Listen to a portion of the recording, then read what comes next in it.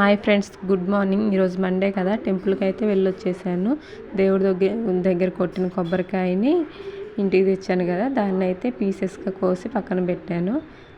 సాయంత్రం పచ్చడి అయితే చేస్తాను.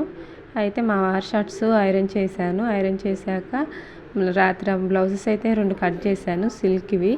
అవి కుట్టాలన్నా ఎక్కువ టైమే పడుతుంది కదా, ఒకసారి ఐరన్ చేద్దామని ఫస్ట్ టైం ట్రై చేశాను. ఐరన్ చేద్దామని ఫస్ట్ ఒక బ్లౌజ్ అయితే ఐరన్ చేసేసాను, దాన్ని వీడియో తీయలేదు. అయితే మా పెద్దోడిని వీడియో తీయమని చెప్తే వీడియో తీస్తానన్నాడు. ఇంకోటి సెకండ్ బ్లౌజ్ అయితే ఐరన్ చేస్తున్నాను అతికియటానికి. అయితే ఫస్ట్ అయితే మన ఒరిజినల్ పీస్ని అయితే ఫస్ట్ కింద పెట్టేసి ఐరన్ చేసేసి తర్వాత లైనింగ్కి డాట్స్ అతికియాలండి. గమ్ము అతికిచ్చి దాన్ని ఇలా పట్టుకొని రివర్స్లో తిప్పాలి.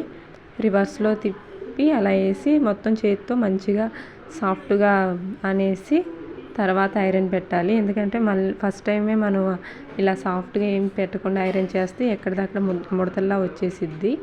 ఐరన్ లైనింగ్ క్లాత్ను కూడా ఒకసారి ఐరన్ చేసుకొని గమ్ అనేది అతికించుకుంటే బాగుంటుంది.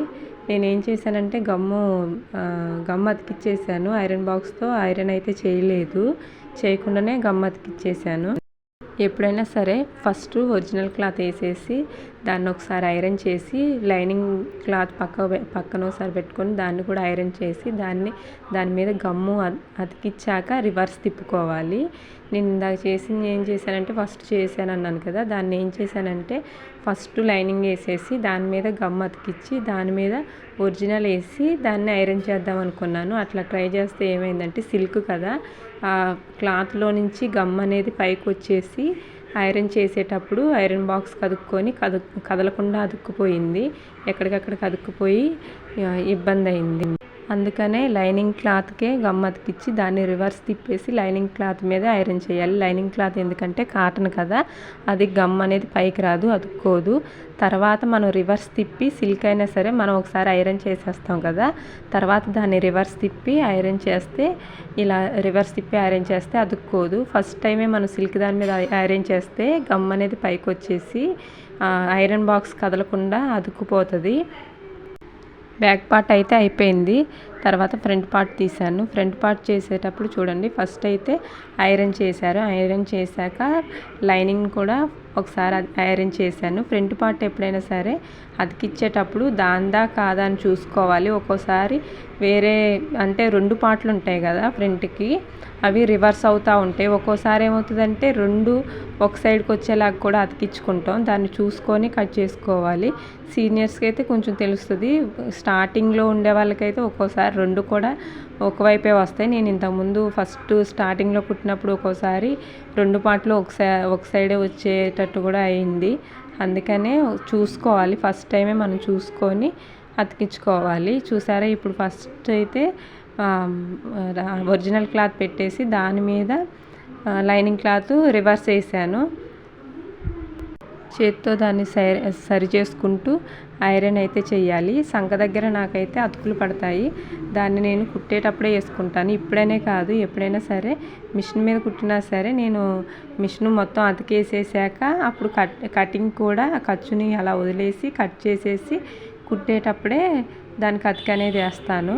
ఇలా రివర్స్ లైనింగ్ మీద ఒకసారి ఐరన్ చేశాక రివర్స్ తిప్పాక ఒకసారి ఐరన్ చేసుకోవాలి.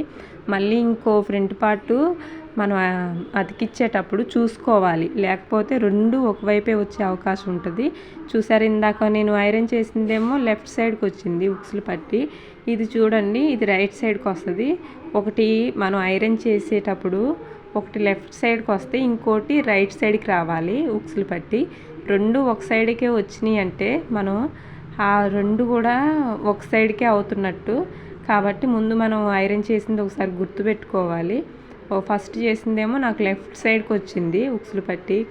కాజాల పట్టి అవ్వచ్చు, ఉక్సులు పట్టి అవ్వచ్చు, ఏదైనా సరే మెడ వైపు ఉండేది లెఫ్ట్ సైడ్కి వచ్చింది. ఇప్పుడు ఇది చూడండి, రైట్ సైడ్కి వచ్చింది.